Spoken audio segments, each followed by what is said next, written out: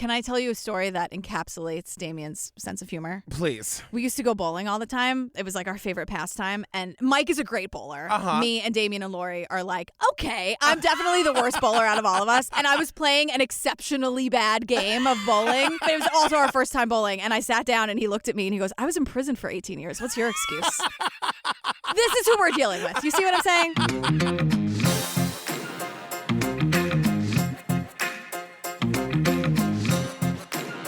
Hi, Julia Pensavali. Oh, hello, Patrick Hines. You guys, before we go a second further, we're going to say we are doing West of Memphis. We're doing it in 2 parts, and here's the deal. Right now on the Patreon, you can get our part 2 of this ad-free at the $5 level. You can also get our interview with Julia's best friend, Damien Echols. We talk all about the movie. We talk all about their friendship. We talk all about everything we could think of to talk about. And the other thing to know is that next week, part 2 of this will be our regular episode, and we're going to put the Damien Echols interview in the regular feed as well. Yes. So if you want that interview right now, you get it at the $5 level. If you want to wait a week, you'll get it in the regular feed next week as well. Yeah. Which reminds me, just if you guys want more Jillian and me, join us on the Patreon. Over 250 full ad-free bonus episodes to download and binge right this minute. Yeah, we have after parties, AMAs, or we're taking your questions. That's the same thing. We're giving you advice. You know, Night Stalker and Heaven's Gate and The Vow. Like all those like long-form series we're doing. You know, The Staircase and the Lacey Peterson documentary and Gacy. Serial. Gacy. Oh, Gacy. We're in the middle of Gacy right now. Tell me one more funny thing before we dive into this nonsense. You're going to hear Eddie Vedder, the name Eddie Vedder in a New Zealand accent. Okay. That's coming your way.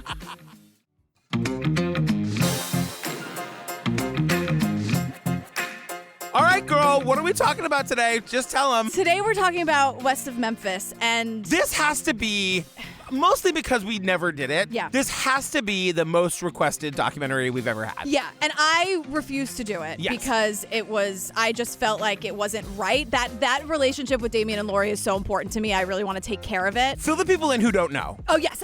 Mike and I are incredibly close with Damien Echols, who you will learn a lot about in this, and his wife, Lori. Yeah. And we have been for years. And give us a quick primer. Like, how did you guys become close? So after they were released, which is actually the 10-year anniversary of their release is August 19th of this year. I mean, it feels which is like why we're doing this. 80 years ago and 2 minutes ago. Exactly. Damien feels exactly the same. And I told the story on the after party with me and Mike, but I went to an art show and met Lori and sort of poured my heart out to her like I do, talking about December and how December is so meaningful to me and I know it's meaningful to them. And she looked at me and she grabbed my hand. She goes, you have to meet Damien. And we went out to dinner that night and we were just, all 4 of us were really just in love really quickly. And we were visiting them in Salem and spending holidays together. And I didn't want to do it because of all that. Yeah. Damien and Lori from the very beginning were like, do it. Like, it's totally fine, weirdo. And I was just like, no, I don't want to do it. I don't want to do it. But there's so much happening in their case now, which you will hear about. And their 10-year anniversary of their release is coming up. And it's like, if we can use this platform to spread awareness about what's happening in their case and to get more good moves happening, then I'm going to put my tears aside and we're going to do it. We're doing it. Nothing ever happens in West Memphis, Arkansas. We've had 3 children missing since last night. 3 young boys murdered in cold blood. It appeared that they had been sexually mutilated. Is it your opinion that these crimes were motivated by occult beliefs? Yes. Arrested at 2:44 p.m., charged with 3 counts of capital murder. Life imprisonment without parole. His statement was put in his mouth by the police. They beat up all 3 of them. Then they tied him. And they tied him up. Here's the state of Arkansas refusing to let the truth shine on this case.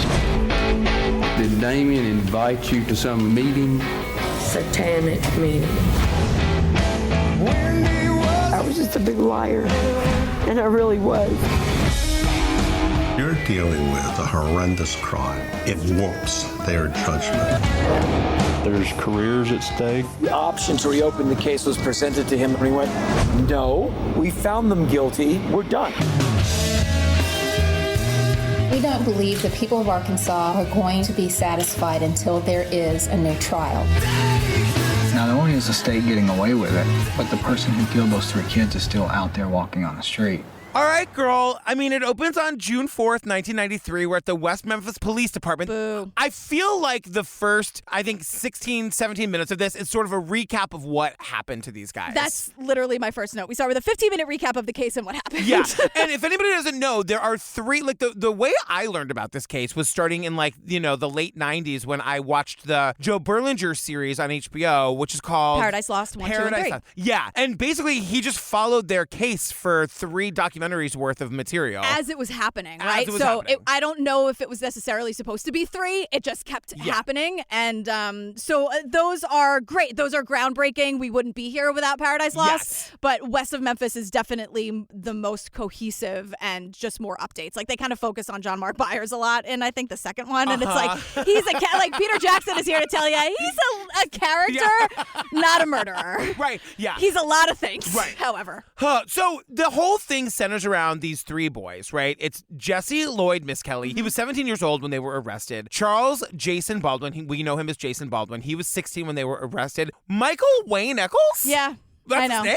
Yeah. Where'd Damien come from? He picked it. Oh, he's such a Damien. I mean, my God, I've never met the guy, but look at him. He's the most perfectly beautiful Damien you can imagine. I agree. Damien was 18 years old on the day they were arrested. Yeah. So our 3 victims here, that's why we call it the West Memphis 6, right? Justice for 6. Our 3 victims here are 8-year-old boys. Their names are Stevie Branch, Michael Moore, and Christopher Byers. And the story of the West Memphis Three, Damien, Jason, and Jessie, that is a story that, of course we have to be telling that story. Yes. But, it is undeniable that we lose the victims a little bit here. Yeah, because the point is, let's find the real killers. I mean, let's do that. Can you fucking believe this? At one point, Damien's like, The person who killed those 3 kids is still out there walking on the street. To me, that would seem like the highest priority. Not this case, not me, Jason, or Jessie. Don't get me wrong, we're thankful for the support that people give us. But the main thing I would be thinking about is there's someone who killed 3 kids still living in my neighborhood. maybe it's just me. Yeah. But I would think that the state of Arkansas would kind of want to know who did this horrible thing. Is it just me? I Great. know. Great. I know. And the one thing I want to point out is that in the beginning of this documentary, we see them kind of after they've been convicted. And they're leaving the courthouse and the crowd is jeering and booing. Please remember that because this documentary ends a different way. Yeah. I'm already going to start crying. crying. Also, Damien is barefoot. They're just dragging them around. Yeah. They're kids. It's so obvious. Damien is 18 at the time. He still looks like a kid. He has a little baby face still. Jessie looks like a kid, but Jason looks like a baby. I only know this because he's working with Maggie on Murder and Alliance. Yeah. So I see pictures of him from time to time. He has a full bushy beard. He now looks kind of like an old man. Yeah. Damien does too with the long beard. Yeah. It's like Damien. This documentary jumps around a lot and it's perfect. Yeah. It should jump around a lot. And it's Amy Berg, by the way. I So many of our friends are here. Lauren Ryder, Natalie Maines, Steve Drizzen, John Douglas. Yes. The gang's all here. It's directed by Amy Berg. And in a good way. The last time we said the gang was all here, we're talking about Nancy Grace, Geraldo, Beth Garris. Finally, I'm surprised. I'm like, oh, that's right. John Douglas is here. I Oh my know. God, that's right. Lauren and Steve are here. Yeah. Finally, we're happily surprised Totally. for once in our lives. But we're in Blytheville, Arkansas with Pam Hobbs, who's the mother of Stevie Hobbs. And it's a modern day interview. Yeah. And she's showing us the Boy Scout uniform that Stevie used to wear. When the police were looking for a scent from the boys to look for them in the woods or whatever, this was the thing that she gave them. The bandana here, it's the only thing that I had in my household that had Stevie's scent on it. I've never washed it. When I get the need to just want to feel him again, I'll grab it and I'll hug it, and I'm so thankful I feel an embrace back. This woman, I'd seen this documentary 100 times before I watched it today, and I was like, I just love her. I just love this woman. This woman has survived. She's talking about holding this uniform when she needs to feel close to him. She feels like a hug from him. Yeah. There's a handful of people in this documentary who are able to see what they did wrong and are able to shift lanes and see this whole thing differently. Yeah. That apparently was very hard for most people, and most people didn't do it, but she's one of the ones who does. She's really come a long way, and she says some things where I'm like, that is so tragic and beautiful, when she talks about just getting through it the best way she knows how. She's so aware of it. So we're with Pam, and she tells us about the May 5th 1993 timeline. This is when the 3 young 8-year-old boys went missing. So she says she checked Stevie out of school that day at 2:30. She said this thing. Stevie told me 100 times, probably 1,000 on the way home, I love you, Mama. I love you too, son. And it was just constant. Daisy does that sometimes. Yeah. It's a weird thing that kids that age kind of do. You got to catch them when they're in those moments. I mean, it's one of those things that I wouldn't have believed it if I didn't have a kid about that age, you know, where I'm like, that's real. That really does happen. Daisy said, wow. Yeah. She won't tell you what she had for lunch, but she'll say, I love you 15,000 times. That's nice. I'll take it. Daisy's also one of those kids who like will have a thought and then decide not, Daddy! And like she has something she wants to say and then she thinks better of it and she goes, I love you. She is learning so fast. I know. She's really grown up. She wants you to pick her up from camp. She goes, Today? No, yes. Oh. Actually, yes, today. She was like, I don't want to go to camp. And I was like, well, you have to go. Well, can Jillian pick me up? Probably not, sweetheart. I would. I'd do it all wrong. Something would explode if I was in the other day, Steve sent me to pick her up from camp. I went to the camp and she wasn't there and I started to fucking lose my mind. Where was she? I realized I went to the wrong camp. This is why we need Steve. This and a zillion reasons is why. She's going to 2 camps this summer, and she was at the one she had been at a few weeks ago. And when I called Steve from there, and I FaceTimed him, I was like, "Guess where I am?" And he looked at me and he went, "Ugh," and he just hung up. How long? Like how long did it take you to get to the right one? He had to go get her. By the time he went to go get her, it was a whole thing. He asked you to do one thing. He wanted 30 minutes to himself, and you just couldn't. I know that feeling of. And then you're like, well, I'm in trouble. I deserve it. Yeah. So she picked up Stevie at school at 2:30. They get home, and she's like, do you have any homework? Nope, did it at school, hanging up artwork on the fridge. At around that time, Michael Moore comes over and begs for Stevie to come and hang out. Weirdly not filmmaker Michael Moore. Thank Different God Michael not Moore. filmmaker Michael Moore. And at first, Pam's like, no, I have to go to work. I'm making dinner. No. But the kids are just like... Kids are kids. Kids are kids, and they really want to play. They're on their bikes, and she's like, all right, fine. I gave in, and I said, okay. I said, but boy, you better be home by 4:30. If you're not, I'm going to ground you for 2 weeks from that bike. But if you're not home by 4:30, I'm grounding you from that bike for 2 weeks. It went from I love you to you're grounded if you're not home by 4:30 real fast. Like it's just such an or else. Yeah. For like be home at 4:30 or else. Yeah. So they leave at 3:30, and an hour on a bike is plenty of time to be riding around. More than enough time if you ask me. Okay. I never need an hour on a bike. I don't know if I've made since I've been 8. But I feel like an hour is plenty of time. An hour on a bike, you say. So they head off at 3:30. A couple minutes later, at 3:35, Christopher Byers shows up and basically is the same thing. Like, I want to hang out on the bikes. What's going on? And Pam, she goes, you just missed them. Yeah. So suddenly now it's 4:45 and Stevie still isn't home. Now, he's for sure grounded off that bike for 2 weeks. Or else. When Pam Hobbs says or else, ooh, you better be home on time.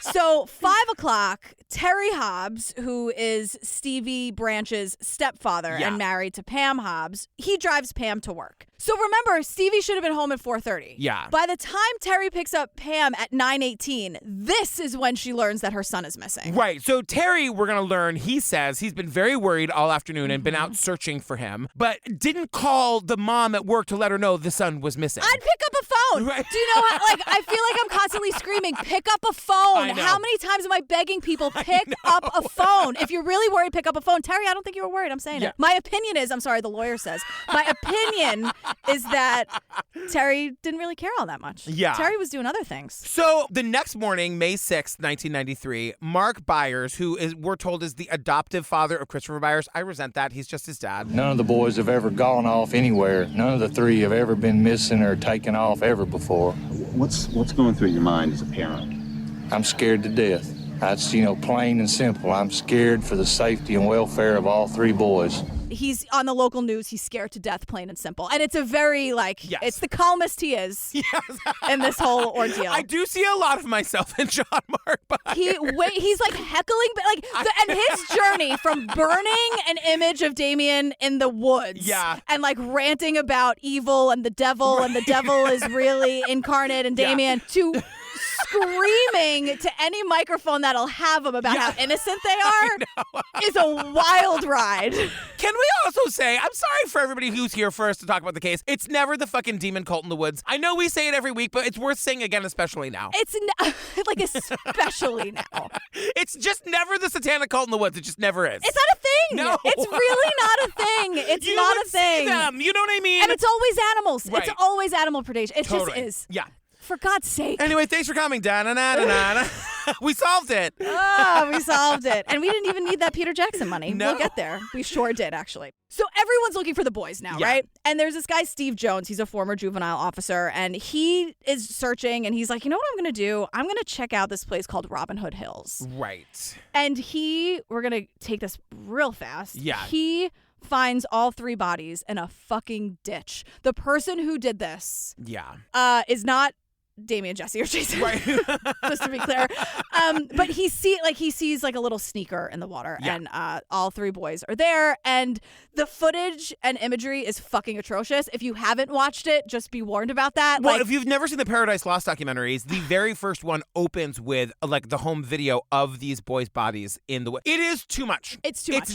But if Amy Berg, it's too much here. It's like it's always too much. It's so much. Amy, all brilliant documentarians hear me. Less is more. Less is more. Yeah, and I get what she was doing here to say like, look how it's let's everywhere. get the It's like I was expecting it to be in like sometimes they'll do it where it's like in one moment. There are moments that I'm like pausing to take notes and I'm like pausing on the body of this little boy. I know. It's too much. It's always Remember too much. in Hot Coffee where they showed the woman's legs? Oh my God. We were not. I should have expected that we would see it. Old lady's hoo-ha got completely burned up and we had to see pictures of it. And we as a society were so shitty about it. Yes, we were. We were so horrible about as podcast makers were pretty good about it. Yeah, because it was obscenely hot. That's right. Coffee. And it's not fun to drink coffee that hot. You have to wait. You have to wait for it, and then you sip it. And then we've talked about this with pizza. When your mouth is burned, your day is ruined. Maybe even the next day, because you can't have that coffee. You can't eat that pizza. Maybe even the next day. That's when it's bad. Oh, I'm so hungry. I can't wait. Oh, no, wait. All right, we got to take it back down because now we see the parents like standing around police cars basically finding out that their kids are dead. That famous footage of Pam screaming and fainting. Pam Hobbs is me. She collapsed on the ground. She's screaming. She's hysterical. She's completely inconsolable. It's fucking awful.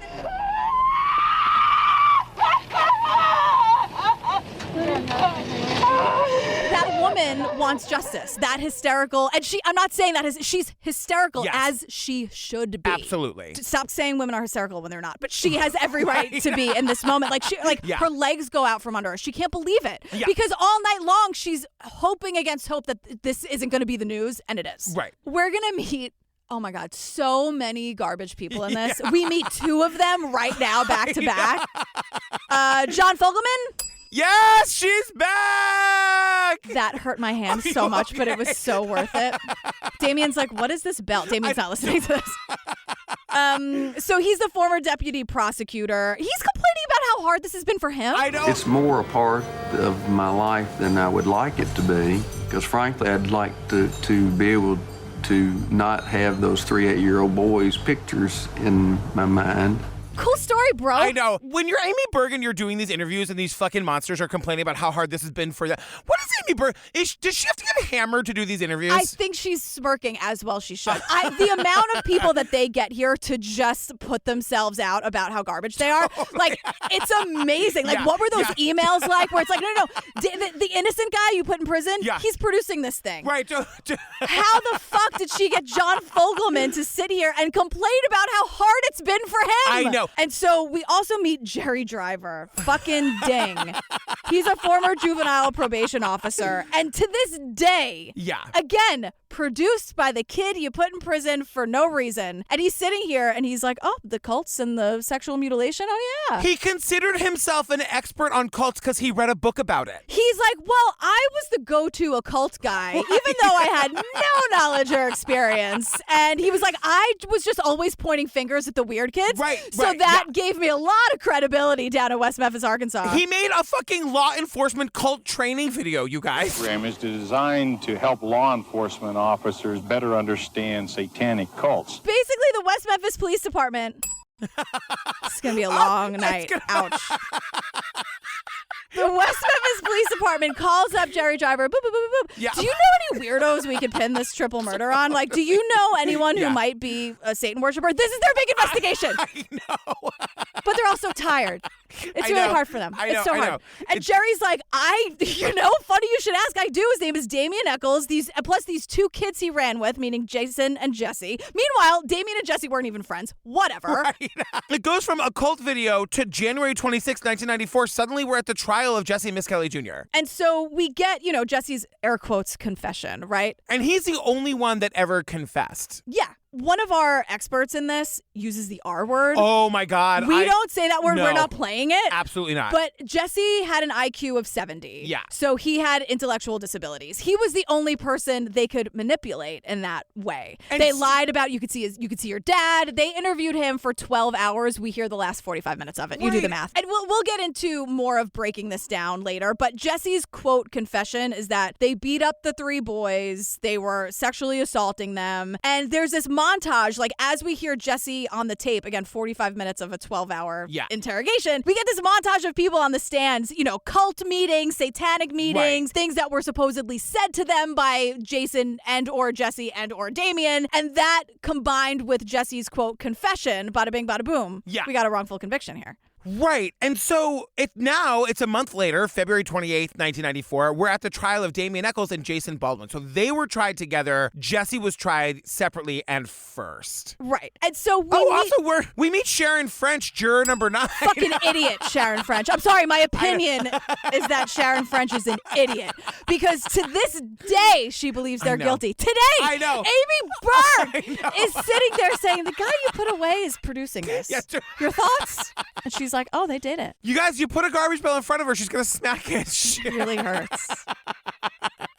I need a cocktail after this. I've decided. Yes. So there's some dummies on the stand talking about child sacrifices, ritual killings, blah, blah, blah. And we get John Fogelman, the prosecutor, who's, again, here with us today for some wonderful and weird reason. Yeah. And he's just sitting there. He's standing there and, reading Damien's journal. And he just says, you begin to see inside Damien Echols. And you look inside there, and there's not a soul in there.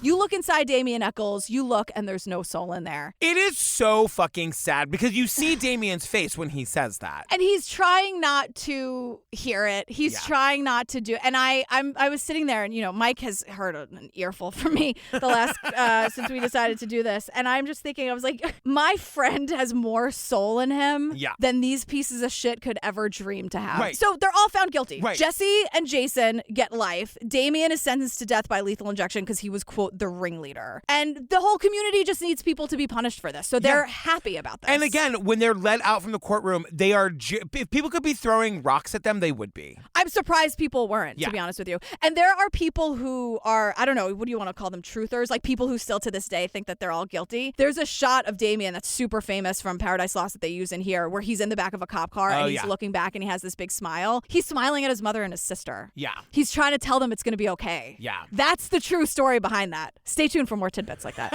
Follow me for more tidbits like that. So we jump to 2009 where we meet Lori Davis. I love her. She's gorgeous inside and out, obviously. Damien and I probably have 5,000 letters that we've written to each other over the past 15 years. It's the way we got to know each other. This is like the woman that Damien goes on to marry. Yes. And she's giving us kind of their backstory. She says she learned about him when she lived in New York. She saw the Paradise Lost documentary. She said she saw the second screening of it. She's on the phone with Damien, and Damien tells the greatest story I've ever heard. And we see the photo that he's describing. Yeah. And he tells this story. It's so wild to hear them interact and hear their voices. And I'm like, he was in prison. My heart breaks, but I'm going to get through it. So he tells the story about, it's the first place story. Did she tell you whenever she awarded herself the first place prize and rode in a parade, she had this sign on the side of the car that's saying first place and it's got a blue ribbon on it? And it was not even a contest. She just gave herself first place. She's in a car, like a convertible, where she's sitting on top of the back seat like she's the Grand Marshal. Yes. And I don't know, she's like a kid. Yeah. And he goes, she's like 7. He goes, did she tell you about how she put first place on it? And there wasn't even a contest. And we see a picture of the car and it says first place. She just gave herself first place and she's laughing and he's like, did she tell you? Because I'll tell you about the first place. And she's just waving. I don't even know exactly what this parade was, but so she's taken funny. it upon herself to give herself first place. I was laughing so so hard. But Lori says that they were writing letters back and forth for years, and then she like gives up her life in New York and just moves to Arkansas. I mean, Lori is for me, like the original Let the Women Do the Work, because she gives up her life, and we'll get into that later, like how much she really did. And people don't really know like a lot of the legal work she did. She is now like an expert on reptiles and turtles for this. Oh my God, we'll get into why later. That factors into this case. It's important. But like that's what she was doing when she quit her job. Like she was reading and educating herself on the law and doing all this shit all day. How did she have money? How could she afford that? She was an architect. Uh-huh. And she is just like better at saving money than I was gonna say, like super smart, and just sort of knew like, okay, this is how I'm gonna like navigate this whole thing. Wow. And the cost of living in West Memphis, Arkansas is not New York City. Yeah. So now we're talking to Martin Hill, who's a case researcher, and Dan Stidham, who's Jessie's lawyer, and we're going back to this confession, right? Yeah. And the whole point is like the case was supposedly solved. If it was an open case, the West Memphis police wouldn't be required to make available documents. The West Memphis police put together an incredibly large investigation, even if a lot of it was nonsense and rumors, so we could take on the case. We could begin to ask the questions. So this is super important. I screamed at this. Like all the podcasts, us included, cover these like open cases. And the cops don't have to give you anything. But because this case is closed and quote solved, like you could FOIA that stuff. And so all of the case files are there and these internet sleuths are like going through it. These are like the earliest internet sleuths. Yeah, someone says it's the first crowdsourced investigation maybe in history, arguably. Yeah. So now, okay, Jesse's confession, right? We can look and see what did he actually say compared to what they said he said. Well, because we learned that he gives his confession on June 3rd, 1993, and it is immediately leaked to the local paper in its entirety. Yeah, his own lawyer is like, I read it in the paper like everybody else. Right, exactly. And so what we learn is, like, you hear him being told what to say. We've covered this 1,000 times in other cases where, like, oh, and then you chased him, and then you took the clothes off, and then, I mean, how leading it is. It's unbelievable. It's unbelievable. And you hear them saying... And about what time was it that all this was taking place? I was at about 12. All right, you told me earlier around 7 or 8, or which time is it?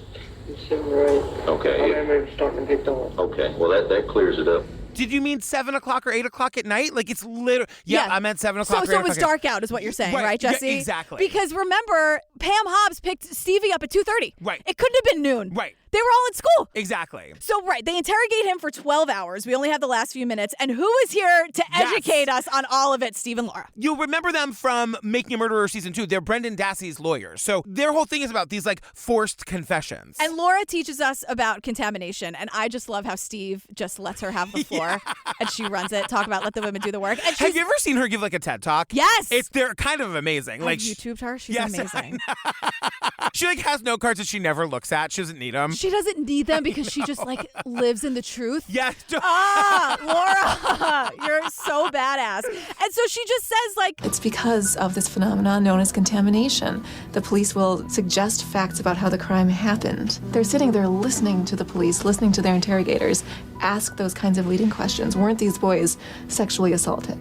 And then they know what story to tell back. So, like, the timeline isn't his. It's this police officer, Gary Gitchell. It's his timeline. It's his confession. And that's what Laura tells us. She's like, they had a story and they just needed somebody who would agree to it and sign their life away to it. And that's what they knew they could do that with Jessie Misskelley. He's perfect for them because he's a low IQ. He's suggestible. They know the longer they keep him, if they keep him for 12 hours, he's going to be exhausted. Yeah. If they make fake promises, like you can go home if you just say what I said, right. You know, and then they get this kid to confess. And that's exactly what happened. And at one point on the tape, they have to ask Jesse if he knows what a penis is. I know. And I'm like, if you have to ask that question, we shouldn't be here. Yeah. Think about what you're asking. It's really good. They say to him, like, where was he cut at? At the bottom.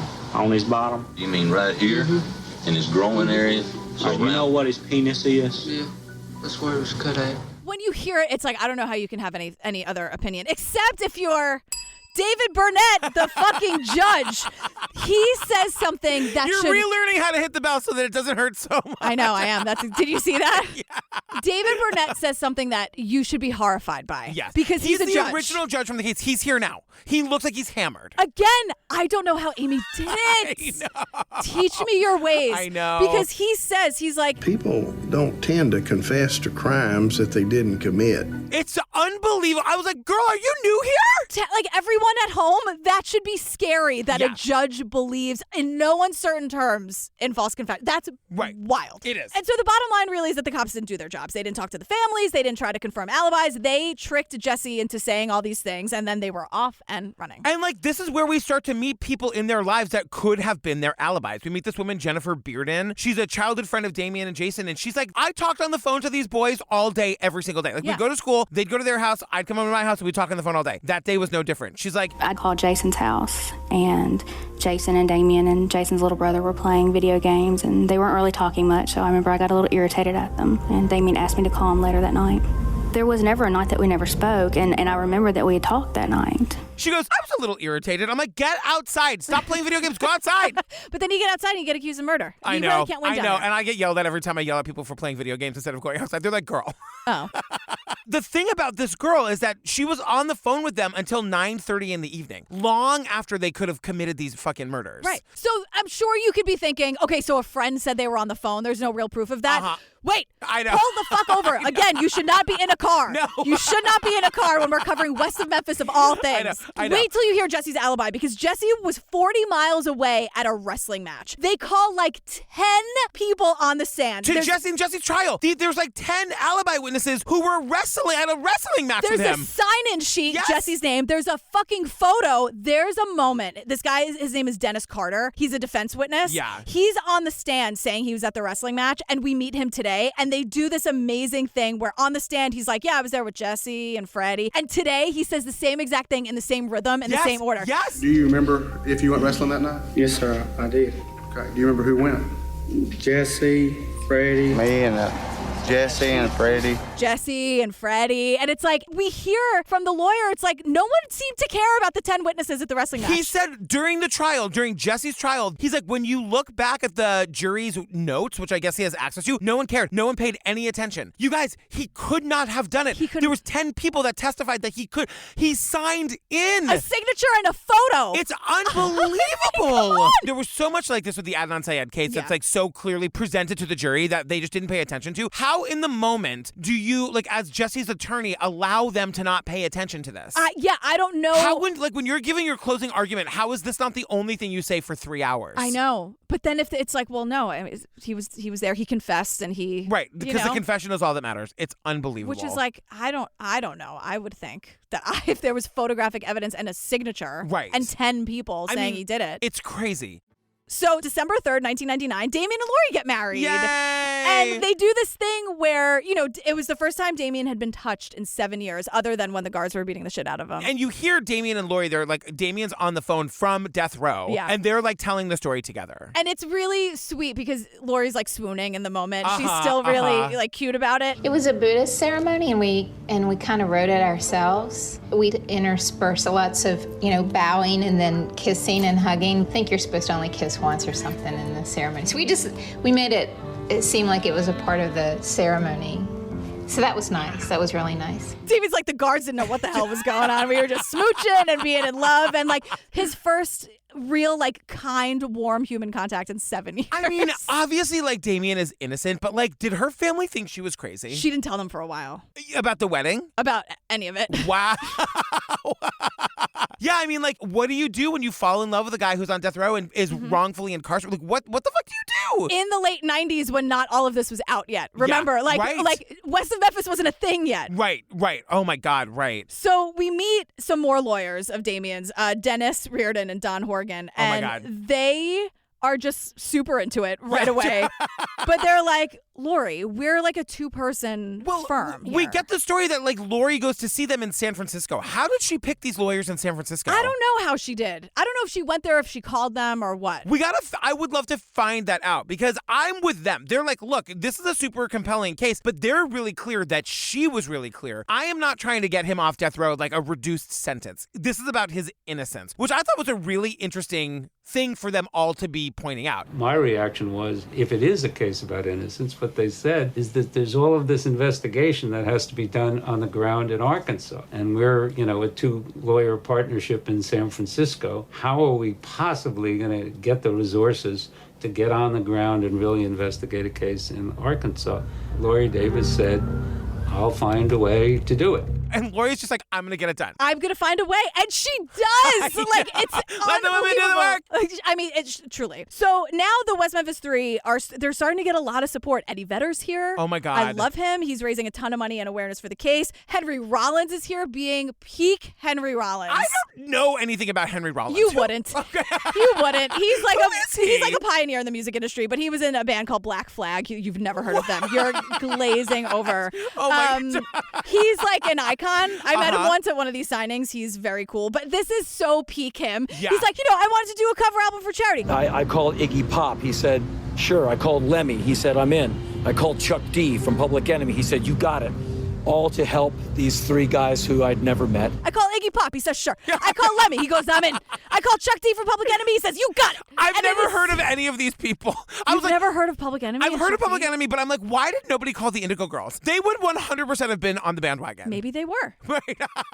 But now Eddie Vedder is here, and he's, I love Eddie Vedder. His voice, even when he talks. I adore Pearl Jam and Eddie Vedder. He is perfect. But so Eddie Vedder is here, he's saying. I remember thinking that if we could get involved, you'd probably get them out in maybe 1 or 2 years. That's how naive I was. It's usually on average of like 15 to 20 years. I thought if I got involved, I could get him out in 2 or 3 years. Eddie. And he's like, if I knew then what I knew now, he was like, it would probably be a little daunting. Yeah, even for me, Eddie Vedder. Even for me, Eddie Vedder, because he says it usually takes 15 to 20 years, which is just like, holy shit. Yeah. And so by July 25th, 2005, Fran Walsh and Peter Jackson get involved. So here's my question. Yeah. Like, we see that they cold sent an email. It feels like they sent an email to like freethewestmemphis3.com. You know what I mean? .org, yeah. Like, how did they get involved? That's exactly what happened. And Really? they offered to fund the whole operation, essentially. They're like, what can we do down in New Zealand? We have all this Lord of the Rings money. Like, are you interested? And we're in New Zealand, so we're a little bored. And Fran Walsh, talk about let the women do the work. She's incredible. Yeah. So Lori's been working on the case for 9 years at this point, and she's Can like, you imagine getting that email? Like, you've been doing this for 9 years. You quit your job. You haven't even told your family that you're married. I know. And all of a sudden, you're getting an email from the Lord of the Rings you guy. have Lord of the Rings money now?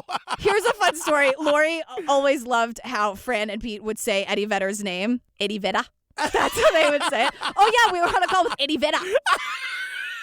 That New Zealand accent. It's very aggressive. That New Zealand accent, Yeah. I could listen for days. Eddie Vedder. Here's the thing. Peter Jackson, like, I loved him in this moment because he's saying, I have a pathological hatred of bullying and people in power crapping on people who have no ability to defend themselves. I fucking love that so much. I know. The shade he throws that Yeah. so many of these people throughout. He like, doesn't care. Now that Peter Jackson is here, and I'm like, hi, Fran. Where's Fran? I love Fran. But now that he's here, he never raises his voice. I know. He's not one of us. But he does say things where you're like, Peter Jackson with the zinger. I know. I love a good zinger. That New Zealand accent. Eddie Vedder.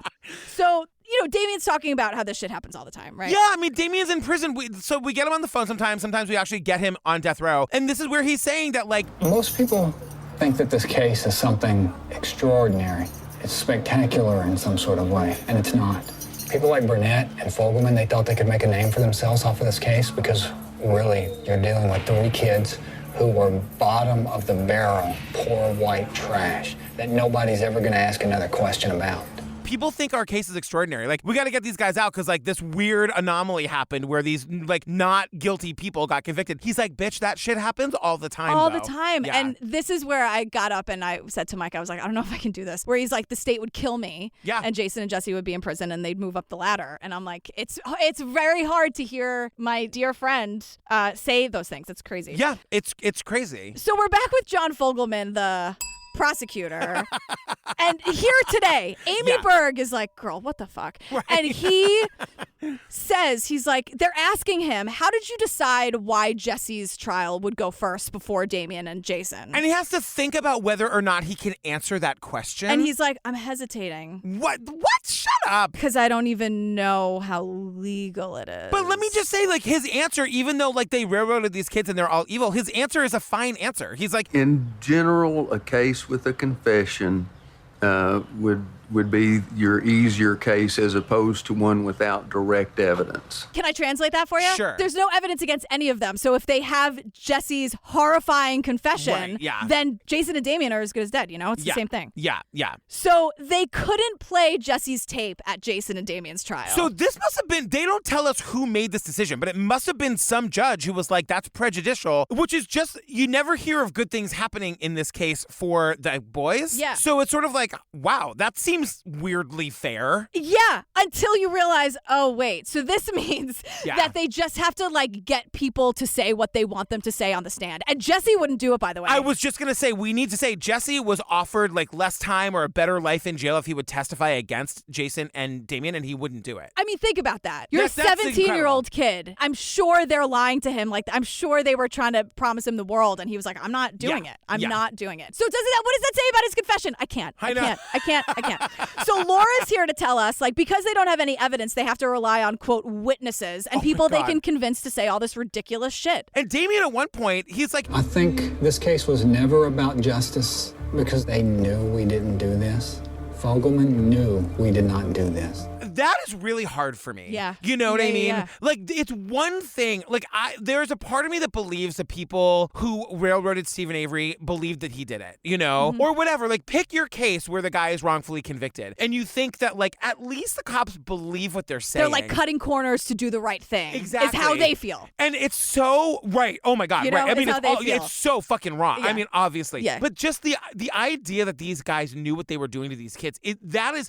You want to talk about not having a soul. Yeah. You know, like that is... And Fogelman, who says Damien doesn't have a soul, is the guy doing it. Yeah. It's like, all right, projection. Go to therapy, John. I know. Talk space or whatever. Peter Jackson, and he's just like, you and I can't have any fun on Peter Jackson's watch. We're getting down to work, you guys. Because there's like, they don't have an actual motive, right? So you have to say that they're Satanists, or you have to say that they're devil worshippers or doing all this cult, because like, Damien doesn't have a soul, remember? Right. They're just evil for the sake of evil. So Peter Jackson's like, look, I put that Lord of the Rings money to good use. I called up John goddamn Douglas. This is the thing. Like, what is so sad, the only thing that is sad about these guys getting out is that it takes a fucking Peter Jackson to make it happen. Right, absolutely. Because when he's like, we wanted to get an expert to analyze the crime itself, he's like, we wanted the best of the best, so we called John Douglas. You guys, John Douglas like invented profiling. Yeah. John Douglas literally is... Like, you can't even say he's the best of the best. He invented it, you know? That's not somebody I have access to. Exactly. So, like, if my best friend is accused of murder and I want to get them out, I know they didn't do it, I can't get John Douglas. And John Douglas is one of the reasons why they're out. You know what I'm going to do? I'm going to give you Lori's phone number before we leave, just in case. Because she'll get that shit done. Well, the thing that I love about John Douglas is that he's like, look. If I do an analysis like this, you may not like what I have to say. I'm not a hired gun. When I work on a case like this, I work for the victims. No matter who brings me in, I'm working for the victims. You might not like what I have to say, so if you agree to that, like, let's go to work. Totally. I mean, that's going to be $8 million, but let's do it. Yeah. And so he's like, so here's what I thought at first. You know, looking at the crime scene and looking at all this, he's like, I think it's a lust murder, which is a sexually motivated crime. And I'm like, John. Yeah, like he's saying that the boys appear to have died of blunt force trauma. There was evidence of sexual mutilation of the victims. And then, you know, he's explaining the way they were found. They were hogtied. Like, these are fucking, it's so awful. And he says what we always say, you start with the families and you work your way out. Right. You start with like the closest people to the children and work your way from there. And like, we are going to find out that none of these fucking fathers, especially at the time, were ever looked at, interviewed, nothing. So they start looking into John Mark Byers, who's such a character, right? Yeah. And who was like leading the charge against the West Memphis Three and Paradise Lost, and now has had a change of heart. But we see him like back in the day, again, making it about himself. Again, it's like, I don't know how he does it, but he's like, I had hair removed.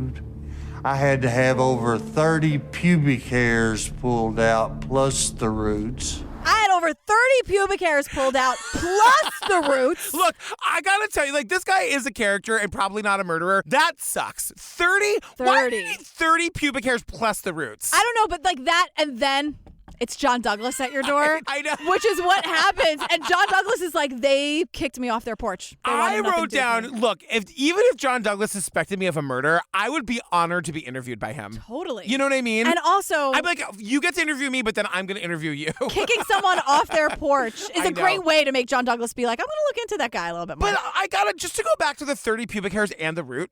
Plus the roots. So they are really looking into John Mark Byers. They luminol test every surface he's ever touched in all of his years. And then John Douglas is like, yeah, no, not him. No. Hard pass on John Mark Byers being our guy. When he is accused by the police and we hear his like being accused, his response is so It makes me so mad. I gotta hold on to this chair. It's almost more than I can believe, of what you just said to me. And it makes me so mad inside that I just kind of got to hold myself here in this chair. Like, it's so sing-songy, and, like, I agree with you, John Douglas. This guy didn't do it. And so this is also when John Douglas is like, oh, can I just chime in here? I'm sorry, Amy. Just real quick. Satanic murders aren't a thing. No! They don't exist. Like, Right. from John Douglas's mouth, he's like, murder is murder. Yeah. And he's like, if there's a Bible, what would it be, a Christian murder? Right. He's all mad at Oprah and Geraldo. Please don't lump Oprah and Geraldo together. Apples and oranges. And we get this news reporter who's like, police say Satanists in our area often conduct their rituals in remote wooded areas. Satanists in our area usually do their rituals in wooded areas. And I'm like, usually? This is on the 6 o'clock news. They usually, and I'm like, so go round up the rest of them. I know. But like, it's not Damien, Jessie, and Jason because they're on trial right now. So who else is usually doing the cult sacrifices in the woods, lady? It's unreal. And now, can you strap yourself in at home? Because you shouldn't be in a car at all. But what John Fogelman did with this fucking knife is unbelievable.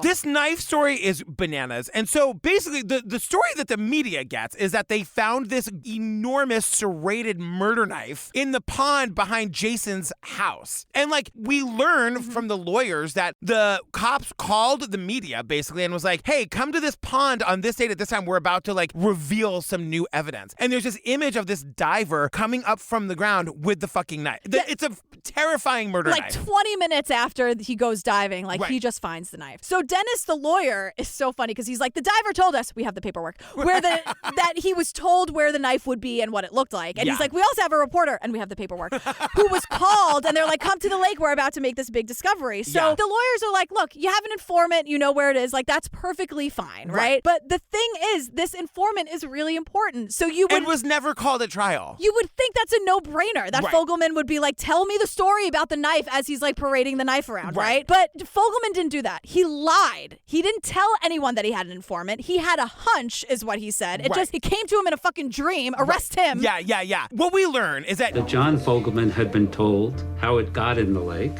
It was thrown in the lake by Jason's mother. And so there's a connection to Jason. Why not bring it forward? Because the same people who told them that it was in the lake let him know that it was thrown into the lake a year before the crime. Scandalous, right? Like she found out her kid killed these other kids and then threw the knife. No, she threw it in the pond a year before the murders. And that's why Fogelman had to lie and say, I had a hunch because the informant couldn't exist. Because then the knife wouldn't be this big reveal because it never happened. But did the defense attorneys not know this at trial? Why couldn't they say this at trial? I don't know. I think it came out. It had to have come out much later. Yeah. Then we meet, Jesus Christ, just take her. Fucking Frank Peretti.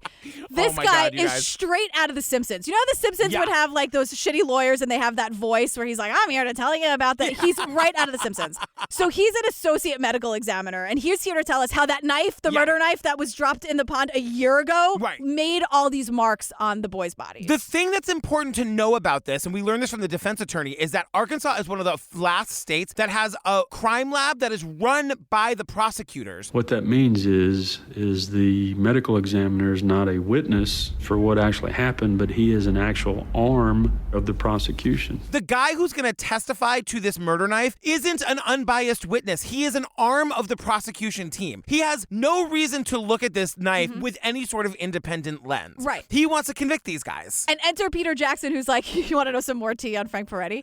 He's not even board certified.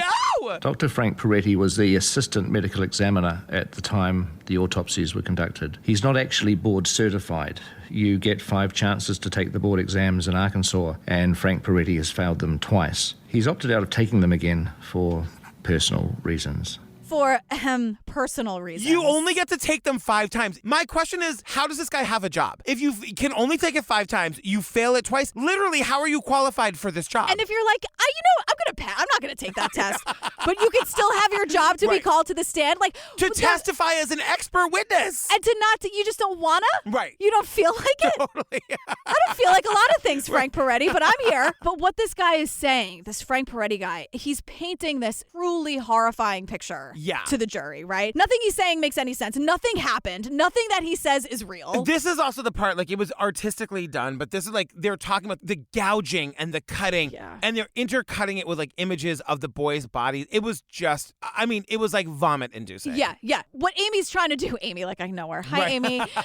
Is to say, like, you can imagine why this jury would say something needs to be done about this. Right, and the point is that this guy's testimony, this Peretti guy who is not board certified and failed the fucking test twice, it was his testimony more than anything else that made the jury give Damien the death penalty. Right. And so, but what he's doing, he's like ranting and raving, not making any sense on the stand, but he's using this book.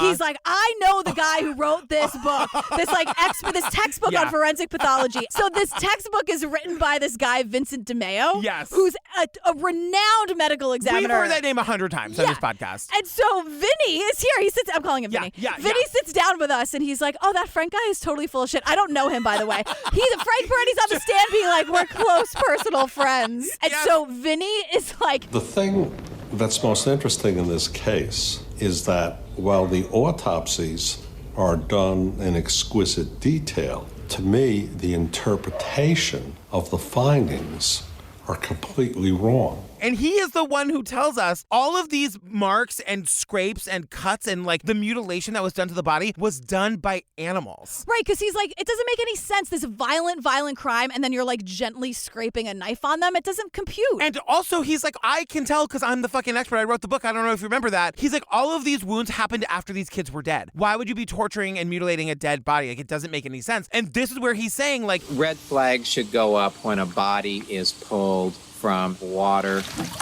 especially in the month of May. At that latitude, those reptiles are in high gear. They're feeding at their highest level, their most voracious appetites.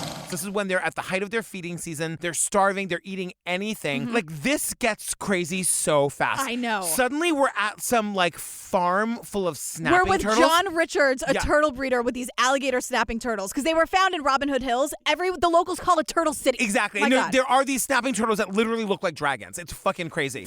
Hold on a second. These turtles, they look prehistoric. They are growling. Yes. They are hissing. They are massive. They are scary-looking dinosaurs. And so at this guy's farm, they pull one of these massive prehistoric turtles out of the tank. The guy puts his arm up to let the snapping turtle bite it, and I fucking screamed my head off. And the turtle bites it. And the guy, John, he's like, no, keep it going. Just keep going. This is the bite mark I'm looking for. You can already start to see the outline of the jaw. He's like losing color in his face. Right. Like, this turtle is on his arm like a fucking, I don't even know like a turtle. Like someone's holding the turtle. And he's like his arm, like the fatty part of his arm. And he's like on it. But when John's like, no, just leave it. No, just keep it going. Because he wants to get a good mark. So the point is, when they pull this turtle's mouth off this guy's arm and you see the bite mark, and then they show you a picture of a mark on one of the boys' bodies, it's exactly the same mark. I mean, they do this transition overlap. It's exactly, that is your holy shit moment, right? Exactly. And then we learn too, it's like, right, well, animals always start with the soft tissue. I don't know, like the scrotum and the penis and the lips and the ears. And we see horrible crime scene photos, but all of those things that the serrated knife supposedly did, it's in all of those areas. Right. And then we're like in a tank seeing a bunch of these like prehistoric turtles do this to a pig. It's right. And it's like a dead pig, but it's proving their point. Like they're going for that soft, fatty area. And Peter Jackson is like, we didn't want just one opinion. We thought the best thing to do was basically to get 6 or 7 of the very best people, get a wide range of views. Every single one of the independent experts that we approached came up with the same findings. literally all of these 7 experts come back with the exact same results. It Including was animals. Spitzy. Right. Spitzy's was here. Spitzy there? Oh, yeah. Then, because they've got Peter fucking Jackson money, they fly all of these experts down to Arkansas to meet with that Peretti guy, the guy who failed the test twice, to like convince him like this is what happened. Dr. Peretti listened patiently and nodded his head and said at the end he would consider all this, but he had concluded that this couldn't have been caused by a turtle, and that's kind of where he drew his line. We're the experts and he failed the test twice, but he's already determined that it couldn't have been done by turtles, so this isn't going to change anything for him. It's yet another thing that Frank Peretti doesn't feel like doing. Right. So John Douglas is like, oh, remember how it was all about the Lust murder? No. I got the science about the animals. Right. Thanks, Peter Jackson and your Lord of the Rings money. And it all makes sense. It just all makes sense, you know? And so, again, Peter Jackson and his Lord of the Rings money. I mean, when they emailed Laura and they were like, we want to finance this, did they ever? Yeah. So I'd love like a hard number of like what they spent. Yeah, I would love that too. You know? And it's like still happening, so who the hell knows? Yeah. But so Peter Jackson's like, I have all this Lord of the Rings money. Really don't know what to do with it. I'm going to put it all in DNA testing. And now like the men in prison are adamant about this DNA testing. You mean like Jason and Jessie and Damien? Yes. Because if they get all this DNA stuff tested and these guys actually did it, it's going to prove that they did it. So the fact that they're like, no, go test everything. And we see this list. I mean, what they tested was so long. I mean, just in talking to Robbie with the Adnan stuff, there's so much stuff that Robbie would personally fund for them to test, but it's up to the state whether or not they test it. So I don't know how Peter Jackson got all this stuff tested. It was just an independent test, and then you have to present it to the state, which is what we get into later. Like, they won't even hear it. Oh. But it's just for them to, like, it's not like for fun, but it's just like for his own records so that they can move forward. But so not a single thing, and it's just like the list goes on and on and on. Not a single thing matched Damien, Jason, or Jessie. Not only that, it excluded them. Right. Which we know are two very different things. But they did find one very important piece of information. They did. They found a single hair that was in the middle of one of the knots of one of the ligatures. Remember, the boys were hogtied. So they find a hair in the ligature, and they're saying, like, because it was tied into a knot, I think that holds a lot more weight of the hair, that the hair, like, maybe came from the person who tied the knot or whatever. Like, if they had found a hair on the boys in a different situation, it wouldn't have been as meaningful, but because it was literally tied into the knot, it was a more meaningful sample. Right. And so now, you know, Fran Walsh emails Lori and she's like, I'm thinking about 3 people. John Mark Byers, Terry Hobbs, Todd Moore, the fathers or stepfathers of the boys. Mark Byers began looking for Chris from 6 p.m. Terry Hobbs was looking for Stevie Branch from 5 p.m. Todd Moore was out of town. We're left with 2 stepfathers, but only one of them has ever been scrutinized as a suspect. Mark Byers has been cleared. Right. He's a caricature of himself, but he's been cleared. And Todd Moore was out of town. Right. Not unlike Jessie Misskelley, but that's neither here nor there. That leaves Terry Hobbs. Yeah. And now we get Rachel, the PI. God damn it.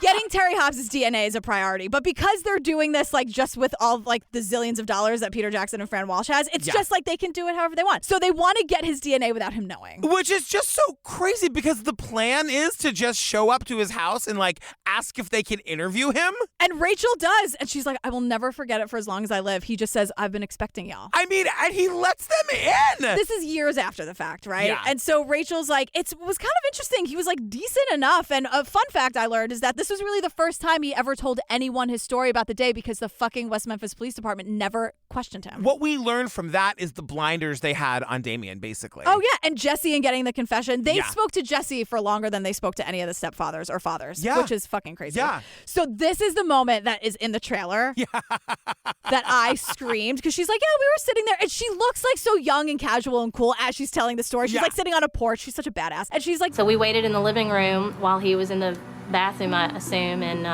that's when I took the cigarette butts out of the ashtray. Yeah, so that's when I took the cigarette butts out of the ashtray. Rachel, you what? You what? And then the last thing is it's Dennis the lawyer gets the results from like the Terry Hobbs cigarette butts. Yeah. And he goes, We got the facts, and I'm reading the facts, and I'm reading the facts, and at some point I said, holy fuck. Holy fuck. What could it mean? And what they find out is that, like, you guys, the hair that they found in the knot on the boys is a match for Terry Hobbs' DNA. Like, his DNA is on the bodies of the boys. And wait till you hear what he has to say about it, this piece of shit. Ding.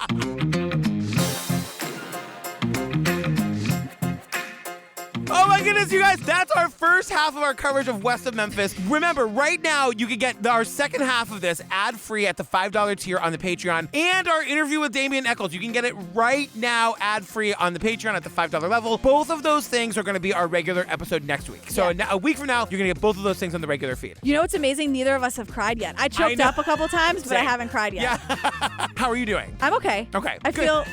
I do feel tightness in my chest, and sometimes I have trouble breathing, but this is great. Totally. And I mean that sincerely. I hope you understand what I'm saying, everybody. I totally oh my God, my palms are sweaty. Okay, let's go. Stay tuned for our outtakes for this episode, and either get ready for next week or get to the Patreon to hear our part 2 right now. Whatever you want to do, it's up to you. We love you guys. Bye, we love you. Bye. If you try to tell me that this guy didn't star in every fucking musical that his high school theater did, I won't believe you. It's unbelievable how much John Mark Byers makes a triple murder and then 3 men wrongly imprisoned about himself. I know. It's wildly fascinating. Stop fucking thinking the weird kid is the murderer all the time. God damn it. I know, and Henry Rollins is here to tell us in a little bit. Totally. When I watched Paradise Lost, I had a huge crush on Damien. Like, there's no way of getting around it. He's the cutest boy that ever lived. He's like I would be in a lot of trouble back in the day. Having a crush on Damien and Isn't it Brendan Dassey? We're out of our minds today. We can't say anything right. Oh my God, yeah. What would they have done to me, like the poor chubby gay kid? I don't even want to know. I know. They would say that you're like a screaming banshee. Right. They like whatever is like the loudest demonic occult thing. That would be. There's that banshee again. That gay banshee. That banshee's a homosexual. Now, today, she's like, he was just a normal dude. He was just like a regular, which is a little disappointing. I actually want Damien to be weird. I assure you he is. In the best way.